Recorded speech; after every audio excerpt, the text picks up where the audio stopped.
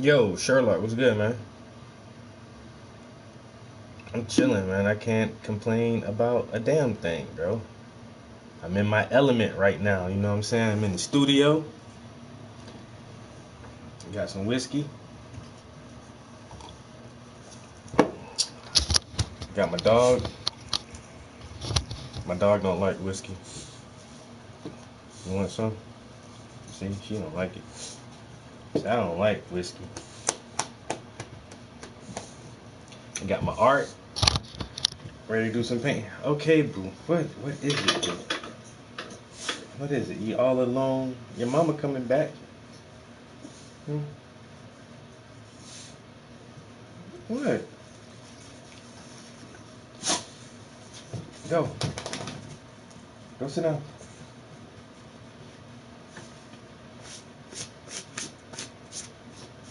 She just want to climb all on me. Let me make sure she ain't got no fur in my drink. I don't need no fur in my drink. I got the water pipe.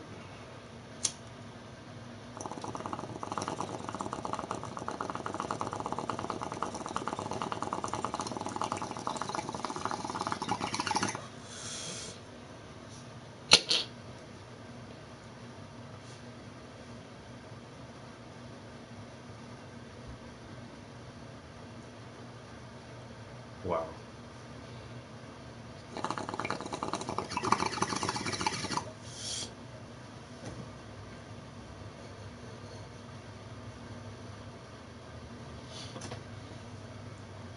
A water pipe be hitting different.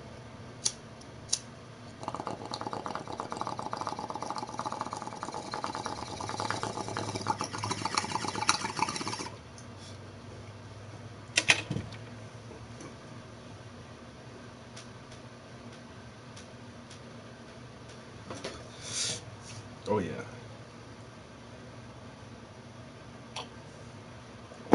Alright. I'm feeling good now.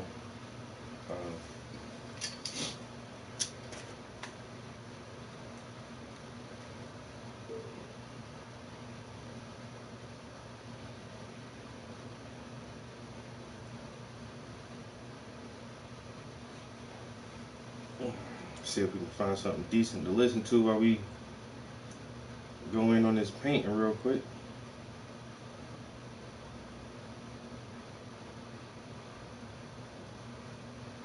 To be like, yo, for not messing with me. Oh, listen to me. All the men in here. It is very dangerous to piss a woman off. I understand, men. Man, 12, 13, 55. If you're a man, I'm telling you, there is nothing cool about sleeping with tons of women. There's nothing cool about that. All the men in here who got mamas and daddies, when they telling you to watch out and be careful, don't be out here slanging your stuff to everybody, they mean that shit. You need to listen to them.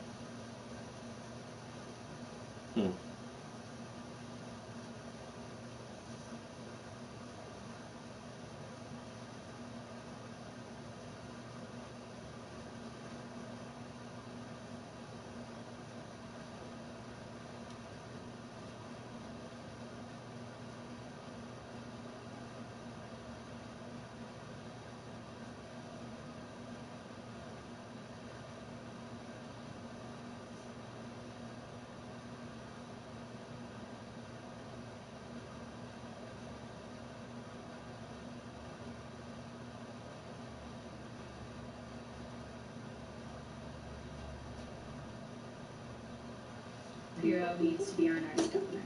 And I'm not just saying that because he's my dad. I've seen up close just how hard he'll work for the people of Pennsylvania and our generation. But as for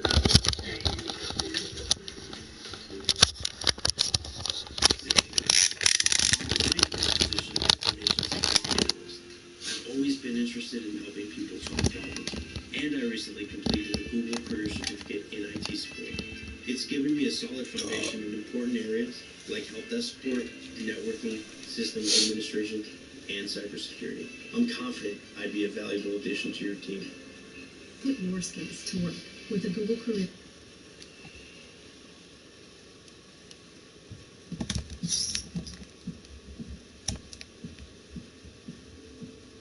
There was a time when Pablo Picasso was the most radical painter in the West, long before he was a household name or a synonym for art itself.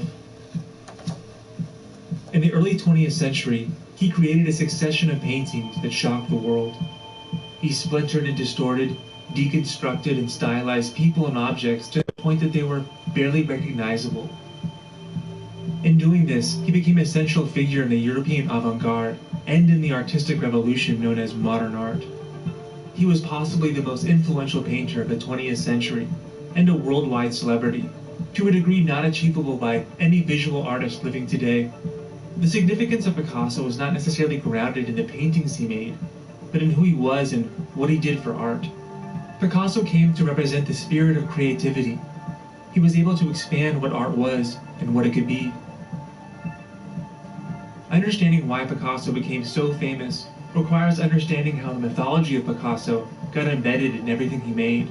The genius painter, the inventor of cubism and collage, the man with supreme self-confidence who could be magnetic and monstrous, the man with wives and mistresses half his age, posing in his underwear, working into his 90s, and creating 45,000 works of art that cover the gamut from depictions of poverty and war to erotic scenes involving Raphael and the Pope, and embracing the Minotaur as his savage alter ego.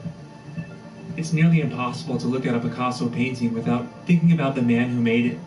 His fame, narcissism, womanizing, and virtuosity have all become indelibly linked to his art.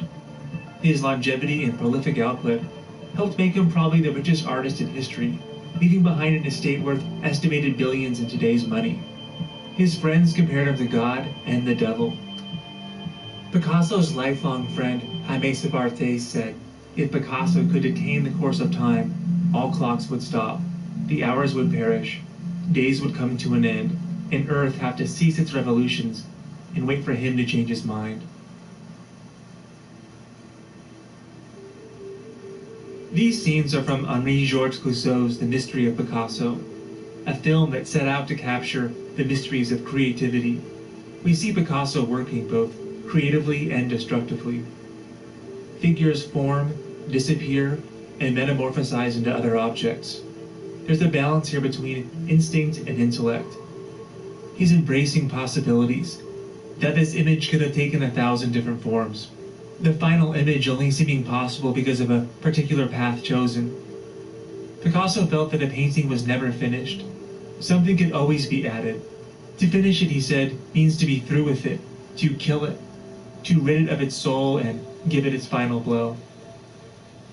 Picasso once explained that reality lies in how you see things. A green parrot is also a green salad. He who makes it only a parrot diminishes its reality. A painter who copies a tree blinds himself to the real tree. I see things otherwise. A palm tree can become a horse. Don Quixote can come into Las Meninas, referring to this 17th century icon of Baroque painting by Diego Velázquez, a fellow Spaniard. Picasso's stylization and abstraction allow an image to house multiple meanings, multiple realities all at once. These meanings can be locked inside the puzzle, waiting to be ferreted out and argued over. Picasso painting on glass, working both quickly and decisively. But this stylized visual language was developed over a lifetime of trial and experimentation. Picasso endlessly reinvented the human form, or as art critic Peter Schjeldahl once put it, Picasso re-engineered the female body as an ensemble of strictly erogenous parts. Ever aware of the camera, he's giving a performance here. We can see how the instinctive process becomes an important part of the art, and how Picasso himself becomes part of the art. Sentiments like Picasso the genius or Picasso the old man with young lovers guide our interpretation of the art. Picasso seems delighted by his own agility with the brush, delighted by his own brilliance. And there's something childlike about his mature art. It's as if Picasso spent his career unlearning the academic painting he was prized for as a youth, unburdening himself from the constraints of traditional realistic painting, instead relishing his primal instincts.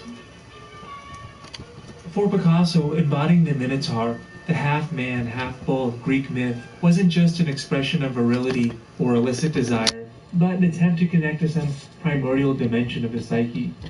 a sentiment that is probably similar to the way that Picasso had been captivated by the beauty, violence, and cruelty of bullfighting since childhood, the bloody theater being seen as a core element of his Spanishness.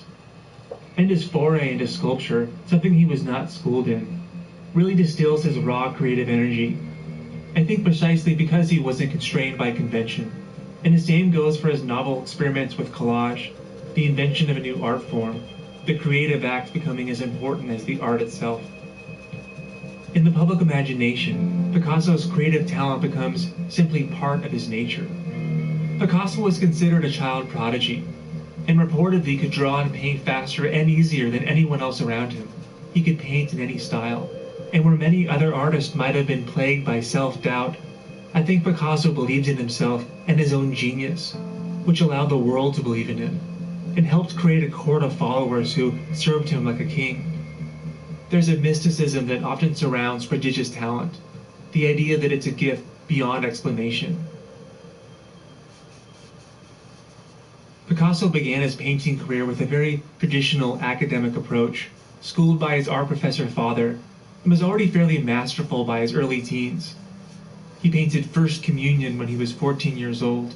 It clearly shows his ability to render a highly realistic scene. The fabric glows with light and flows naturalistically over the girl, his sister Lola. The subject is unambiguous. The subject matter is unambiguous. It has all the trappings of classical academic art.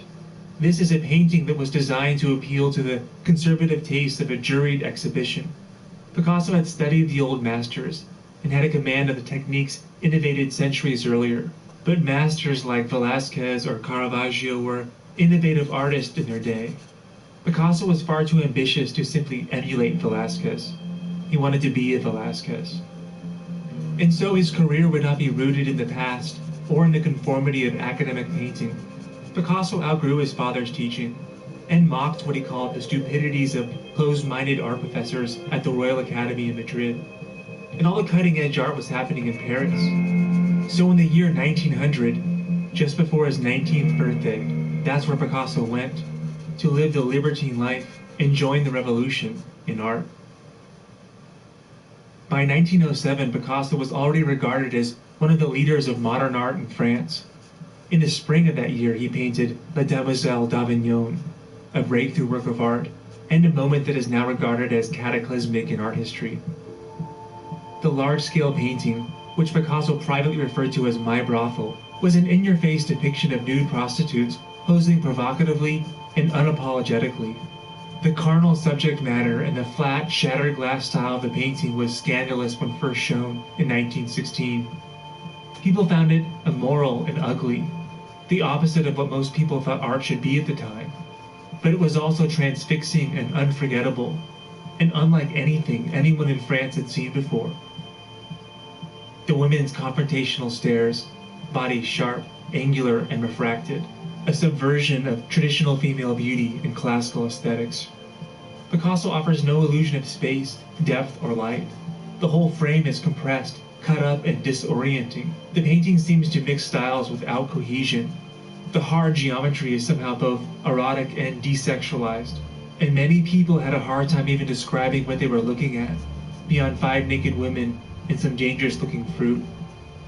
Picasso's brothel made radical, groundbreaking works by Cézanne and Matisse look classical and serene in comparison. And Matisse, who was a rebel painter in his own right, and Picasso's rival, considered La Demoiselle d'Avignon a crime against art. Manet's Olympia, a previous depiction of a prostitute staring back at the viewer, was provocative in its day, but it's also painterly and sumptuous. European art, in fact, was full of brothels, harems, and courtesans, and the mere depiction of sexuality, of course, was not revolutionary. Critic John Berger wrote in 1965, "We probably tend to underestimate the brutality of La Demoiselle d'Avignon. All his friends who saw it in Picasso's studio were at first shocked by it, and it was meant to shock.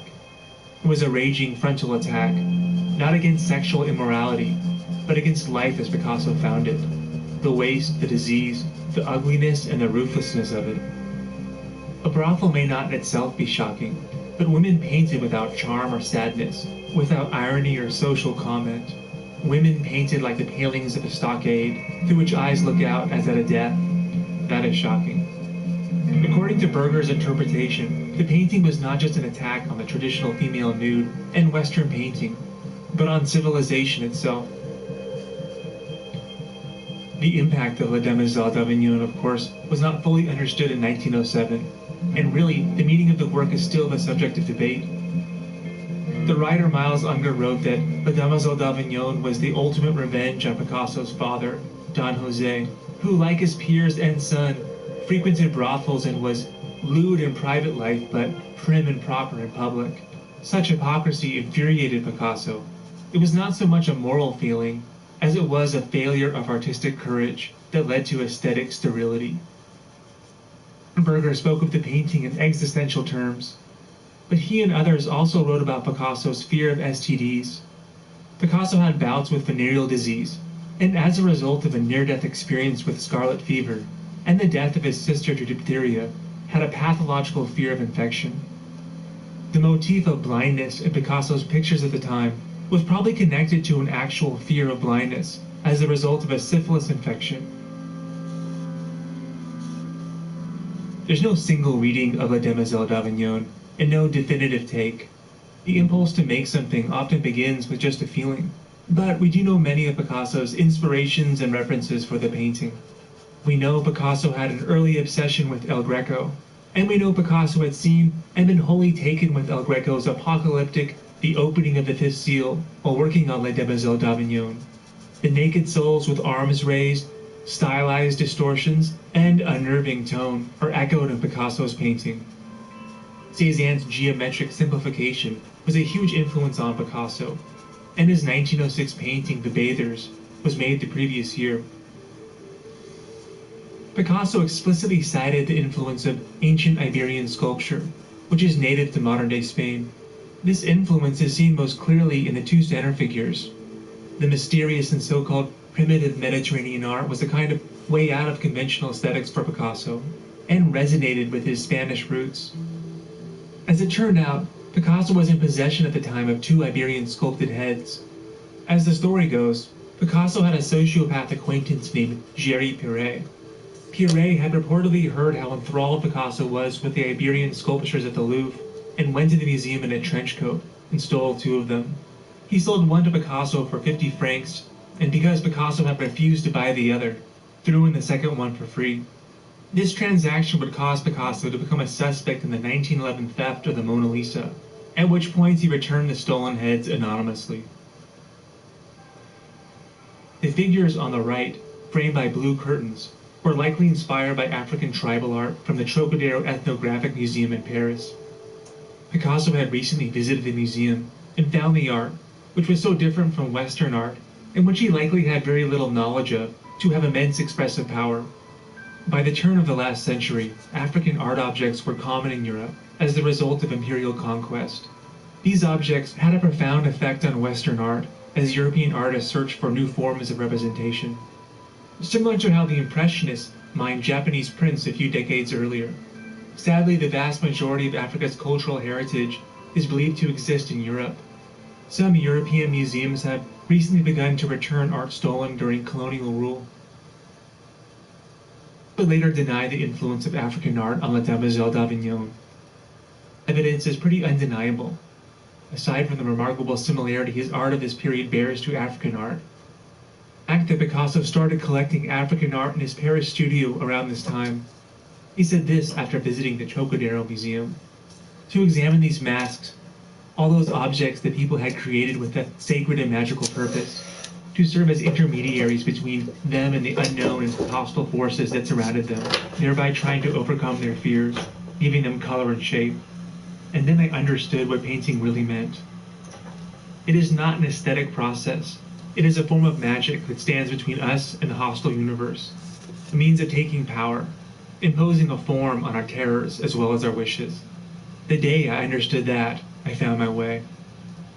People will argue over whether Picasso adapted, borrowed, or stole from African art, but it seems it shaped his artistic vision in a deep way, and in a sense set him free.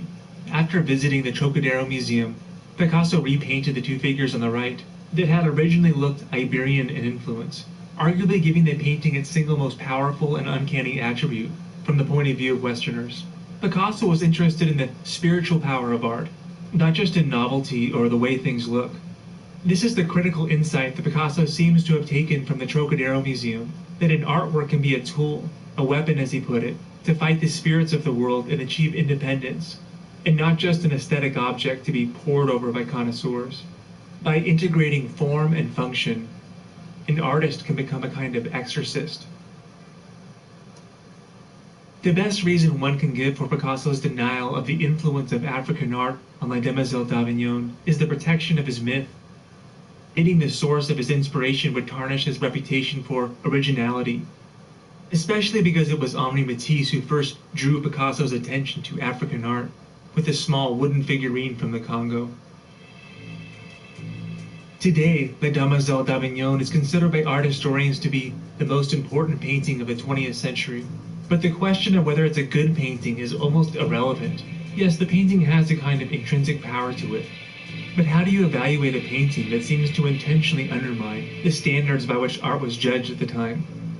For Picasso, La Demoiselle d'Avignon may have been motivated by personal discovery, or ambition, or wanting to outdo the competition with a great masterpiece. But in terms of art history, the painting stands for cutting down the past. There was a general sense at the time that a new kind of art was needed to match the social and technological innovations of the modern world. Picasso's painting opened a door. La Demoiselle d'Avignon opened up all kinds of formal possibilities. It inspired Cubism and instigated a whole progression of art movements that were not chained to the standards of the past. André Breton saw Picasso not only as the inventor of Cubism, but also as the precursor to the psychological investigations of Surrealism. Famously, Alfred Barr, the first director of the Museum of Modern Art, drew a flowchart showing the influence of Cubism on abstract art. The chart is kind of funny to look at with all its interwoven streams of isms, and it shows how difficult it is to rationalize artists and movements. But it did help convince people of Cubism's pivotal role in the development of later art movements, and by extension, La Demoiselle d'Avignon. Picasso actually claimed he wasn't interested in the evolution of art towards some end or ideal. He said, "All I've ever made was made for the present." And he certainly didn't want to reduce his art to some rational description. Picasso disliked theories and explanations about art, as if none of Picasso's achievements were the result of study and investigation, but instead were the result of an archaic, mystic belief in the self. It's important to understand, however, that Picasso's academic training was an essential component of his artistic formation. He had to learn the rules to truly transgress them. Picasso was born into a rapidly modernizing world. Painters were pushing the boundaries of art, pushing what was acceptable to paint, and redefining what constituted good taste and good art. Revolutionary fervor swept across Europe in the mid-1800s. In 1848, the same year that France had its February Revolution, and Marx and Engels published the Communist Manifesto, French painter Gustave Courbet began painting working-class people on a grand scale, formerly reserved for classical heroes. In just 50 years, painting transitioned from the subtle abstraction of Manet to the near pure abstraction of Picasso in his Cubism period. And as radical as Picasso was, La Demoiselle d'Avignon and Cubism were just the beginning of a new era of radical art. Artists like Piet Mondrian and Kazimir Malevich, inspired by Picasso, would push painting well beyond the realm of the physical world and into pure abstraction. So whether Picasso believed in the progress, evolution, or development of art or not, he was probably the single most important component of the modern art revolution in the 20th century, long before he became the 800-pound gorilla of modern art. As Picasso aged, his celebrity and wealth soared to new heights. He bought large villas in the south of France and had affairs with younger and younger women relative to his own age. To many, fame began to inform his art more than the other way around. And aside from Cubism, Picasso wasn't really part of art movements and operated more like a singular entity. In Clouseau's film, we see a Picasso who is no longer on the cutting edge of art, having rejected much of the European and American abstract art he had precipitated. He's still a great painter. He's just not part of the conversation the way he once was. In 1964, Picasso's one-time partner, François Gillot, wrote Life with Picasso, and exposed the world to another side of the Spaniard. Gillot describes Picasso as a brilliant artist, but also as cruel and self-absorbed. Gillot was an artist herself, and her art career was intentionally stunted by Picasso, who was controlling and possessive. She quotes Picasso as saying, "As far as I'm concerned, other people are like those little grains of dust floating in the sunlight. It only takes the push of a broom, and out they go." Picasso tried to prevent the publication of the book, and future Picasso biographer John Richardson condemned the book for sensationalizing Picasso's personal life. Picasso wasn't able to control Gillot like other women, and she was the only woman who ever left him. In 2001, Picasso's granddaughter Marina wrote in her own book, "No one in my family ever managed to escape the stranglehold of his genius. He submitted them to his animal sexuality, tamed them, bewitched them, ingested them, and crushed them onto his canvas." When we look at the twisted and distorted depictions of his wives and lovers, these revelations make it even harder to separate the paintings from the man who made them. Of the 7 main women in Picasso's life, 2 committed suicide and 2 went mad. According to Marina Picasso, her grandfather's brilliant oeuvre demanded human sacrifices.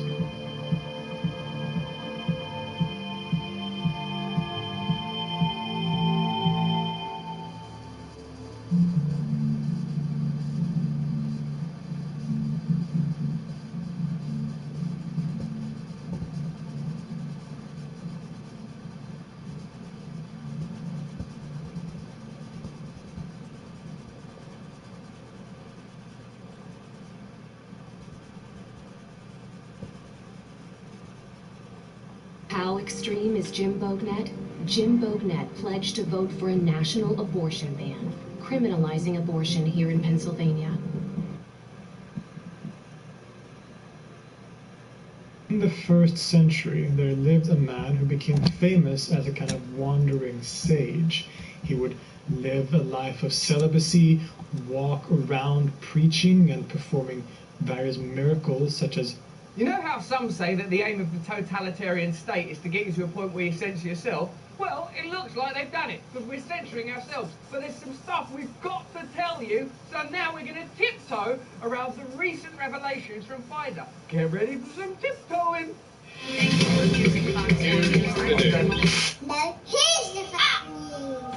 Hello there, you 6 million awakening wonders. Thanks for joining me on this voyage towards truth. If you don't follow us on Rumble yet, follow us right now. We do a live stream every single day, then we leave the videos up there on Catch Up. An hour of content every single day. And believe me, over there, the stuff ain't censored. It could probably do with being a bit more censored. It's absolutely bloody crazy. You'll love it. Amazing experts telling you the stuff you need to know in a somewhat sporadic and humorous way. Now let's get into today's story. Yesterday, we made a fantastic video about Rob Bruce's questioning of Jane Smalls, the Pfizer executive, who said... Did we know about stopping immunisation before it's entered the market? No. YouTube's guidelines don't allow content about COVID-19 that poses a serious risk of egregious harm. YouTube doesn't allow content that spreads medical misinformation that contradicts local health authorities, that's LHA, or the WHO, that's the World Health Organization's medical information about COVID-19. So suddenly we see that the World Health Organization are a pretty significant organization, because YouTube, a private company, take their policies from the WHO and local health authorities. Okay, so if the WHO say something's true, that means it is true. YouTube do not allow you to contradict the WHO in these areas: the treatment of COVID-19, the prevention of COVID-19, the diagnosis of COVID-19, the transmission. Now that's very relevant in this instance. Obviously, to protect our channel from further strikes, if we get one more, we're banned for a week. Another one, we're off forever. I'm talking about YouTube now. On Rumble, you can watch the video we did yesterday. I'd stand by it. We deliberated for a long time about whether or not to post yesterday's video on YouTube. We looked at Dr. John Campbell's video and how he handled comparable subjects, and begrudgingly we decided not to post it because we want to protect our place on this platform and this community. It's important for us. It's important for our business, important for our movement, important for ongoing communication. Thank God We are primarily on a platform that has a no censorship policy. Now, a lot of people will say, oh, but that means that people will say crazy stuff. Well, we won't. We'll tell the truth to the best of our ability and try to present counter arguments and be honest. We made a mistake a little while ago on YouTube. I didn't think it was egregious to use a word out of their guidelines, but we corrected it ourselves. Let's not pretend then that these platforms are neutral. They have a policy, and those policies are taken from the WHO. And I think I'm safe to say that WHO's funding comes from the American government, number one. Number two, the Bill and Melinda Gates Foundation. So if I was entirely funded by, I don't know, Haribo, I might occasionally suggest having a Haribo. However, I'm not funded by them, so I don't care if you eat any or none. Probably not with your teeth. I don't know if I'm allowed to say that. I don't know if that contradicts the WHO guidelines. After a lot of deliberation, we decided, no, we'll put it up on Rumble, where we know it's safe, and we won't put it up on YouTube, even though that smacks of self-censorship, which I loathe. But in a way, it shows you how this stuff happens. Censorship, control, what you can say and can't say, is emerging out of peculiar communities that align themselves elsewhere with radical tolerance. It's very interesting to me. Okay, let's have a look at this video. And I will speak in English so there are no misunderstandings. Yeah, you want to be careful, because if there are misunderstandings, you'll be fact-checked right out of here, Dutchman. Was the Pfizer COVID vaccine tested on stopping the transmission of the virus before it entered the market? If not, please say it clearly. If yes, are you willing to share the data with this committee? And I really want a straight answer, yes or no, and I'm looking forward to it. Thank you very much. Regarding the question around, did we know about stopping immunisation before it entered the market? No.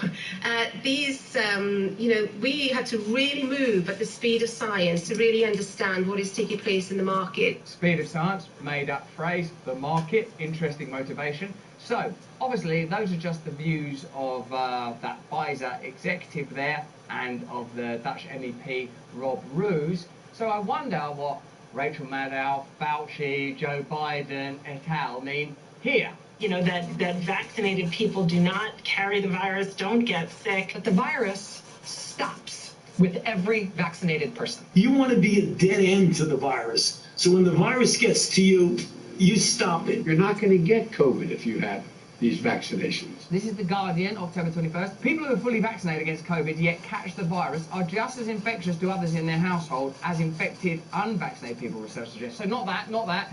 Wait, this is a July 2021 report by Nature. Scientists who studied a big COVID-19 outbreak in Massachusetts concluded that vaccinated people who got so-called breakthrough infections carried about the same amount of the coronavirus as those who did not get the shot. So not that bit. This is the BMJ. Most papers today indicate vaccines are holding up against admission to hospital and mortality, but not so much against transmission. Okay, so why don't you review that information for yourself? I don't have an opinion on any of these subjects, at least not on this platform. You better believe I got an opinion over on Rumble. Watching that, after watching this, feel like watching like a drunk person. Like, I'll tell you a thing or two about yourself, your bloody wife, your mother. And it's like unbelievable. It's like entering into some Valhalla of free speech.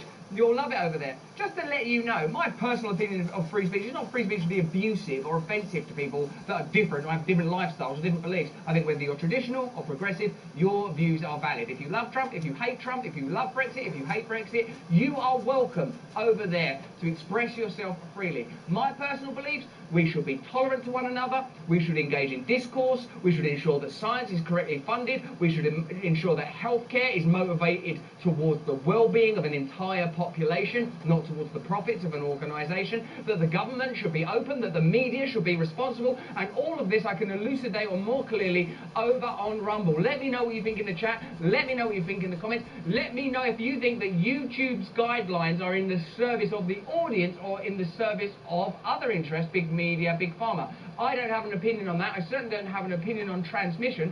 Evidently, Pfizer executive Jane Smalls does, and that Rob Roos clearly has a view as well. And on Rumble, I've got a view too. I'll see you over there. If you enjoyed this video, go see the other one on Rumble. We stream every day at these times. Turn on the notification bell in case the algorithm turns against us, because I guess we know now that the algorithm's got some pretty strong opinions. Stay free.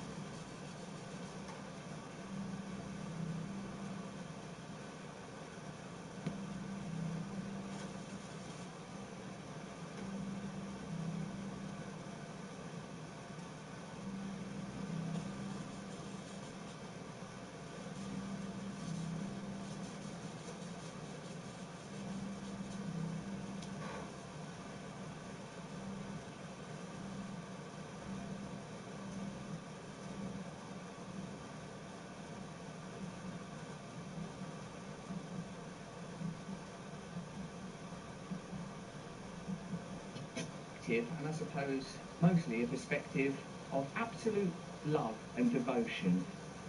Belief in a unitary force that underwrites all reality, that within you there is grace and beauty. You in the chat below, ask us anything you want to know as we embark on a voyage discussing today Pfizer and Avengers. What is a hero? The reason we're asking this question is that now that vaccines are no longer publicly funded, Pfizer have entered into a commercial partnership with Marvel, and in particular the Avengers. I think just in their comic book branch, not the movies. Not in the films yet. It's not the latest edition. Pfizer. Because it would be harder to phase 4, phase Pfizer, Marvel heroes. It'd be harder to sort of push that agenda on a big Good screen. name for a baddie, though. Good name for a baddie, if you need a new one. What are you suggesting, I'm Gareth? not suggesting anything. I'm just saying it's a good name. What would baddie Pfizer's, sort of like a glove with like a bunch of syringes on them? I'm not saying that. But I've had 5 of these jabs already. You need 5 more. Where's your booster? You're going to irritate Thanos. Isn't it though? Isn't it though? Maybe. Look, the truth of the matter is I don't know what's best for you, or like, I don't even know what's best for me.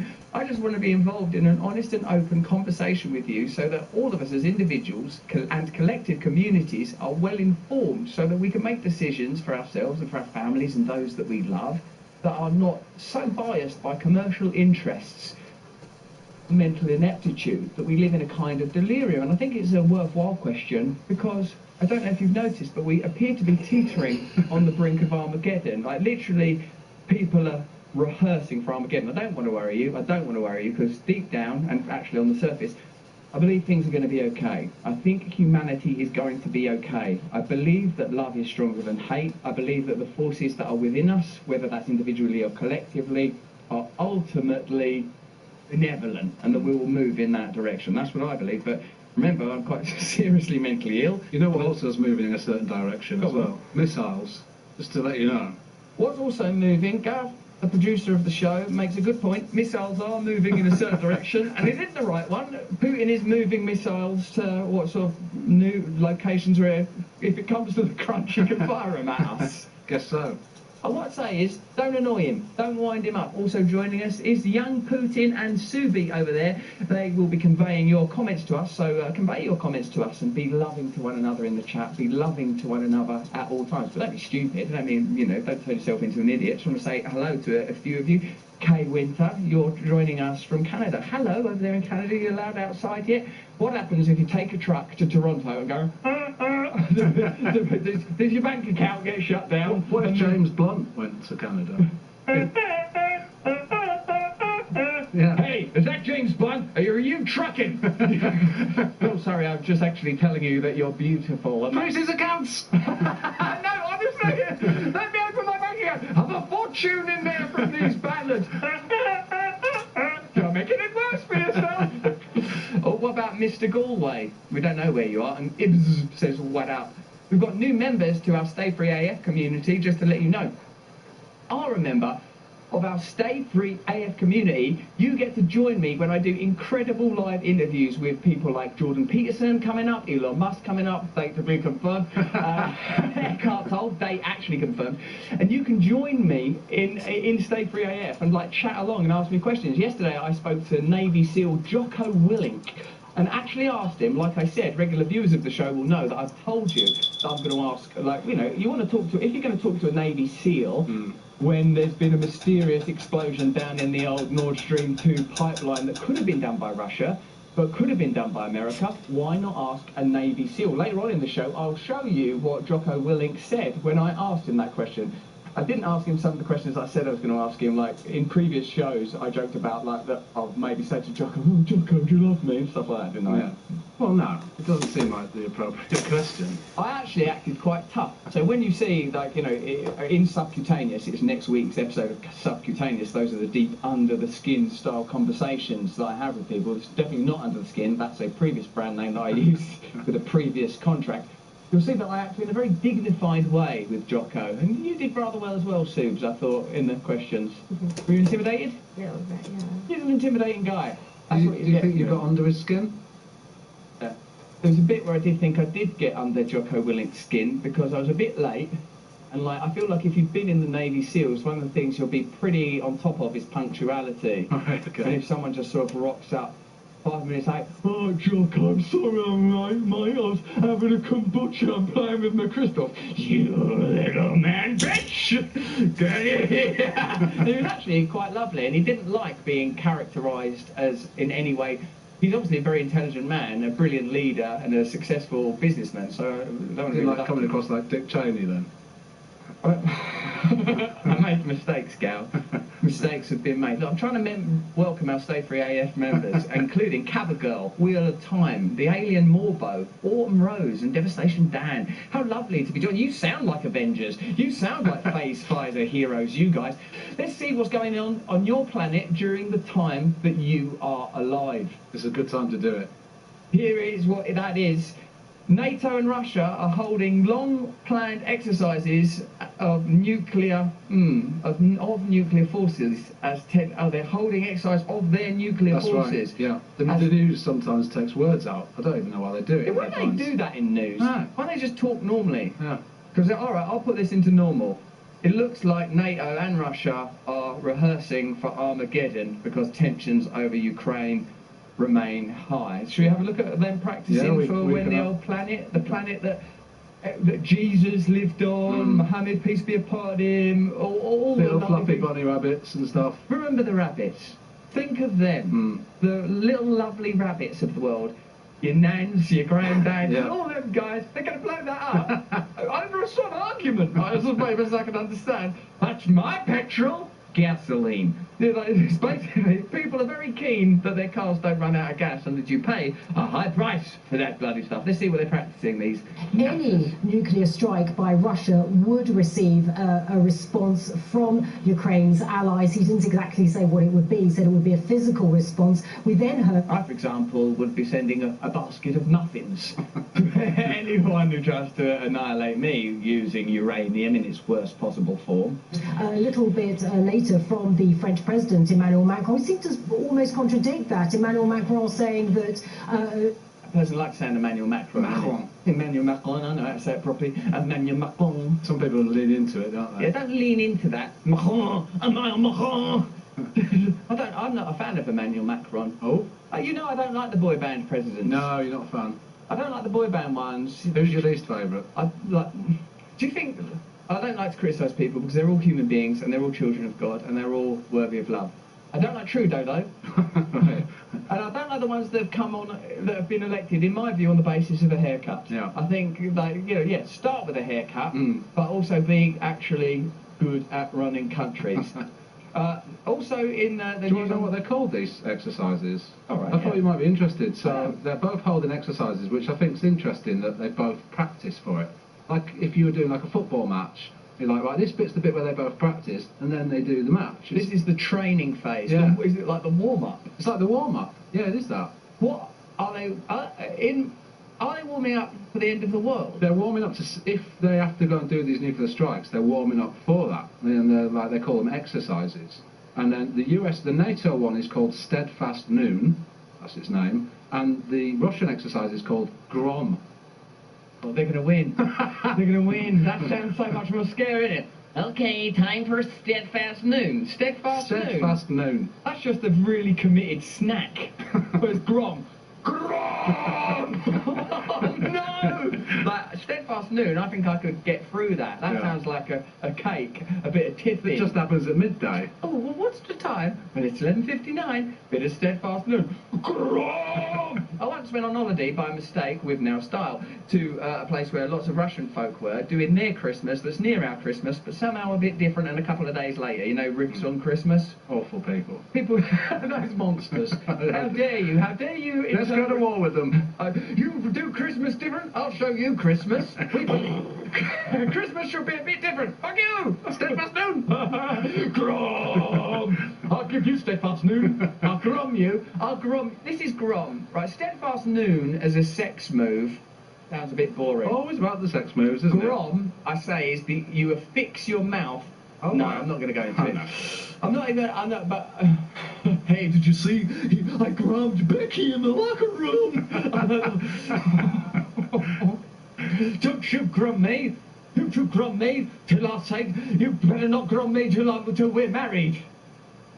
Stop now. Oh, what did that look mean? I liked it. No, I was just looking at you in awe. Oh. Yeah. Oh. Means thunder in English. Yes, it does, Will. Shit. It does. Bring the grom. The Russian, even their language. And when I went on this holiday by mistake with Russian folk, well, look, I'm not being racist against Russians, because I believe that we're, as I keep telling you, that we are all one, and that separation is an illusion, and that we must overcome the inner institutions of the ego and self-centeredness, Russell. I'm speaking to myself here. Before we even embark on trying to make the world a more peaceful and beautiful and loving place. When I was on holiday with them Russians, everyone looked so hard. Like the blokes, the women, everyone. And I made a mistake. I was single then. And I saw this woman, she was getting out of the swimming pool, and I did, it wasn't like, you know, I did your telly's broke, mate, your telly's broke. And like, I done a look to this person, like sort of like, just a kind of, hey, like just that, low level. I'm not talking grom level. No. It was just like, what's the Russian word for, hey? It was just like that. Brezhnev, Krasnov, Perestroika, like that. Anyway, whoever she was at least married to or seemed to have some sort of proprietorial relationship with this woman, I see him look at me like this. It was like Jocko Willink. Jocko Willink. Right. You had a sort of a serious air of brum, like that. And then everyone that not worked there, but that was on that holiday, looked well hard. Right. Everyone else except for me was Russian, and everyone else except for me looked very, very good at fighting. And I thought, is this what? As a cross-section of the Russian people, why are there not more, where are the nerds? Right. Where are the Russian nerds? Where's the Russell equivalent? Right, where's the Russian Bohemians? Russell? Where are the Shaggers? Where are the Lotharios? Where are the errant boy childs? Where's the mystery little orphan match girl? Like, everyone in Russia looks hard. Right. So bear that in mind before going to war with them. Also, don't remember, like, both the Napoleonic Wars and the Second World War, Russia, they are so hard. Yeah. Like, they just will not... You can't beat Russia. I'm intrigued to know what you did, because when you're in that situation, do you either go, like, again, lean into trying to be more hard, or move further away so that you're really not hard? Look, I considered both options, because like I do sometimes, like even yesterday with Jocko Willink, I thought I'm not going to try to mimsy my way through this, like little Nancy Nincompoop. Yeah. Like, oh, hello, Jocko. Like I was like this is me with Jocko. Right, Jocko, good to meet you, good to see you again, mate. Yeah. Like I'm not like, you know, he's on the other end of Zoom. Well, this hair, I could cut it any time I want. Yeah, no worries.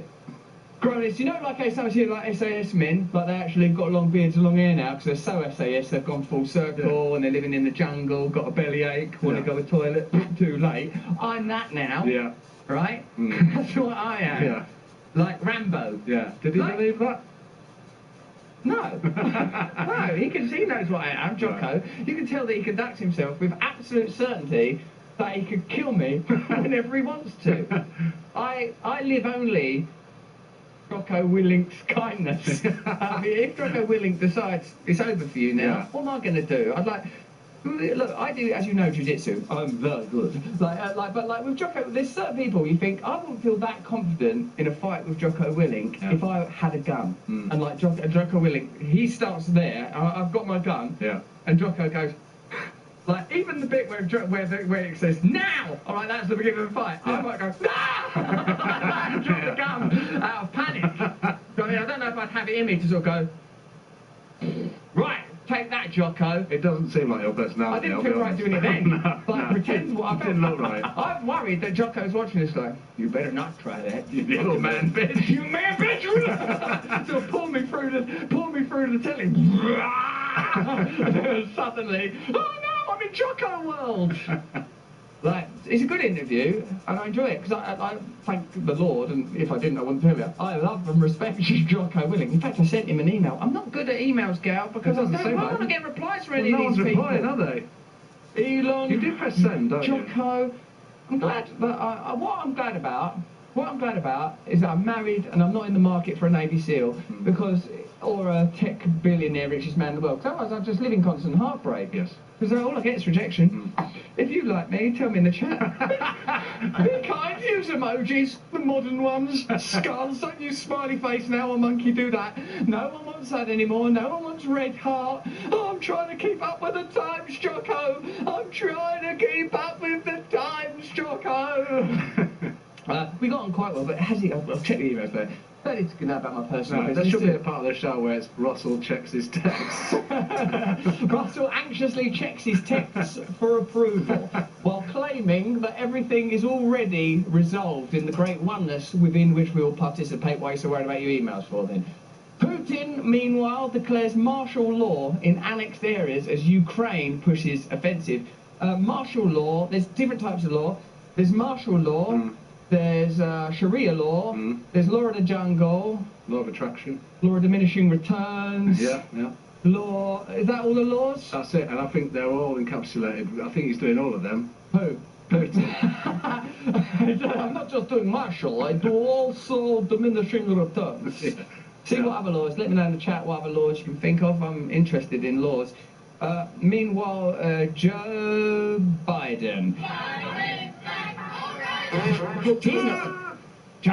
He's not declaring no martial law. No. Apparently his approval ratings are stuck at 40%, and he's done one of those things again where he's on a stage and he's acted unusually. This time, for those of you listening to this as a podcast, which you can do on Spotify, iTunes, anywhere you get your podcast from, he is doing what looks like some sort of an announcement with another guy.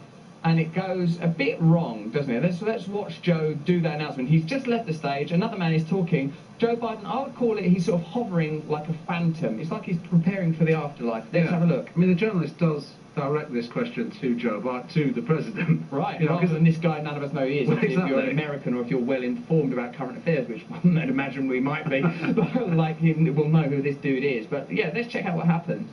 People who have privately held loans, will they at some point become eligible for this forgiveness? Because Either of them are handling it this well.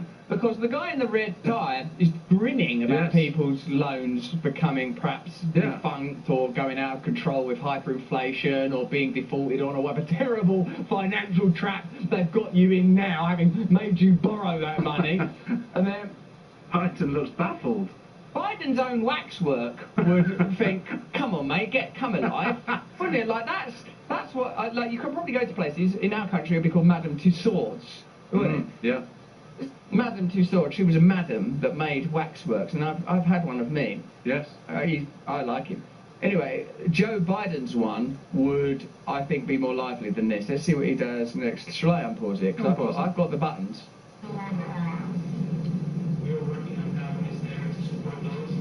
Oh, no. So what's he thinking in that bit? What's he thinking in that bit now? Where's his eyes going to? Where are your eyes going? Like, what he needs there is a waft of adolescent hair. If what they should do is, if he got a waft of a teenage bonnet, you could lead him off the stage with that. You could lead him about like a truffle pig, like with a waft of like adolescent hair, and he would truffle pig. Hey, no serious boyfriends till you're 30. So now, what's he thinking in his mind now? Let's study his eyes to see where he is. Thumbs up, what he said, whatever he said. I don't think that guy did a very satisfactory response. He wasn't even on mic. Get on mic and answer the questions of the American people that pay your wages.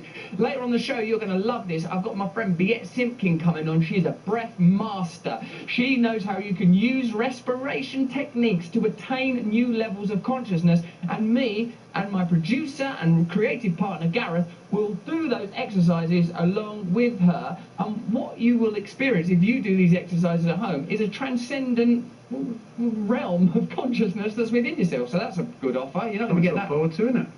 It's nice to know that there is a transcendent realm of consciousness, as William James, the American theologian, said, separated by the thinnest of veils. There are other realms of consciousness. If you've taken psychedelics, or if you're on psychedelics right now, you would know that's true, baby. Why are you showing me this? That's why is there an image of... I think it must be. Oh, that's Joe Biden and Kamala Harris. They actually look better. I mean, look, do you know what? Put Joe Biden's waxwork in charge. Kamala Harris is one. I think real Kamala Harris looks better than that. But Joe Biden's one, that's actually all you need from him. Because if you're going to have a stooge president whose power is only nominal and symbolic, who can't be making the decisions that are being attributed to him because of his observable senility, just have a wax one, and then you could like make it done. You could use like you better to have the robot dogs that are making those deliveries for Amazon as president. We'll be talking about them in a couple of seconds now. Meanwhile, in our country, it's called the UK. Liz Truss, which is a type of prime minister, that's our prime minister, our president figure. She's apologised for going too far and too fast with economic charges. That again sounds like sort of erotic. Gone too far and too fast. Yeah. Sorry about the smell. I'm sorry about that, but come on, be grown up. If you want to play the game, you've got to pay the price. Let's have a look at Liz Farr apologising for going too far, too fast. You saw the whole of the moon, the whole of the moon. Let's see what Liz. Now is the time to focus on delivering, making sure that we are delivering on our... She's blinking too much times. Yeah. Watch the blinking. One thing I'll say is watch the blinking. Two, I'm going to say why she dressed like that. Is that an attempt to seem sort of more serious? Is there a pressure on women in positions of power to sort of emulate the traditional military-derived dress of men in positions of power? Is the tie an arrow to the genital, or is the tie cutting off the head from the body? What is the function of the necktie? Is it to say that we're disembodied, not embodied, or is it an arrow to the genital? These are all questions that we must ask. Is there going to be a test after this? Yes. There's a test coming up. We're going to take you to another realm of consciousness with Biet Simkin doing breath exercises. So if you are listening to this as a podcast, pull over and watch it only here on this site, Rumble. Also, though, she do too much blinking. She's doing too much blinking. I'm a father of my two daughters, as you know, Gareth. You're the godfather of my oldest child. And what I'll say is, like, sometimes now, when I'm in my better states, when I feel connected to love and to God, when I don't see the world as a playground of things, of opportunities to consume or seek pleasure, I look at people, even people in positions of power, and I think, this is a child.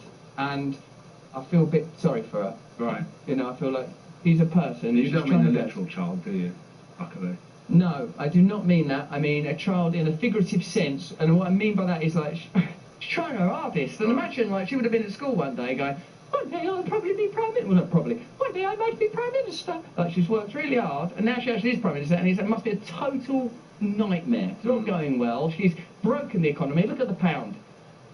Down to there. Yeah, but what does she think about when she, like, takes all that money from fossil fuel companies, things like that? You think it's necessary, Gareth? Okay, right. This is necessary. This is the system. I don't have any power. It's not my fault. If I don't do it, someone else will. All those things. I have to do this. This is just the system. The fossil fuel companies we have this relationship.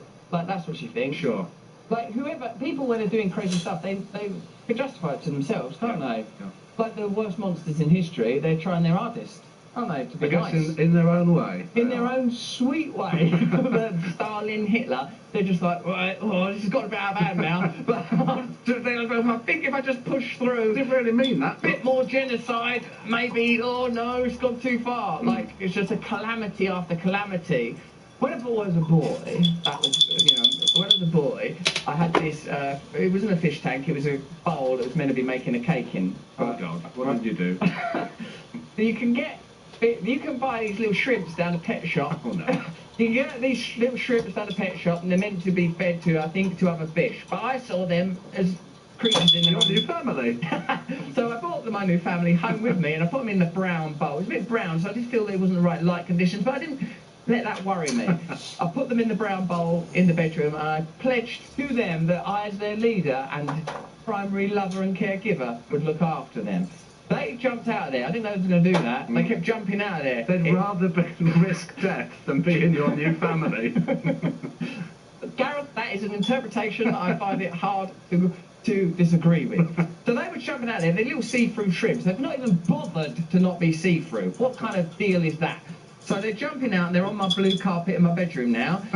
And then in the melee that followed, I'm trying to solve it. The whole bowl gets knocked over. Right. I get the vacuum cleaner. And I think this has got to be solved. We're in a crisis. This is a clear-up job now. So I just tried to back up the water, but you can't back up water unless it's nowadays and it's a special vacuum cleaner by Dyson or one of those people that do vacuum cleaners like that. So it goes into that brown bag that's inside the vacuum cleaner, and that turns into sog, a messy, shrimpy, soggy mess. And then I can hear my mum's coming home, and I'm sort of like running, oh no, the bowl, the shrimps, everywhere. I'm coming, darling, Russell. I can't wait to do some baking. I'm going to make you a lovely shrimp cake. Oh no, oh no. And it just escalated, really. Like, I apologise, and, you know... Me too, the shrimp? I apologise to their god, to their shrimp god, to the platonic form of ultimate shrimp, from which all shrimps must surely have come at some point. And I do think that this is what's happened to Liz Truss. She's tried to... In her case, though, it was the British economy is that cake bowl, and the shrimps is us, the people of Britain. We're trying our best to get the hell out of there. We didn't want to be in there. And Liz is now vacuum cleanering us up with a series of errors to reverse her initial undertaking, which was evidently ill-advised. One chancellor, another chancellor, all these people spend their whole lives trying to learn this stuff. They can't do it. Stop it. The system is broken. Stop having centralised government. Let us all run our own communities. Only have centralised government where it's helpful for municipal facility. Stop using power as an opportunity to pursue basic goals like selfishness and greed. Stop being stooges. I'm just about to get up out of here, fam.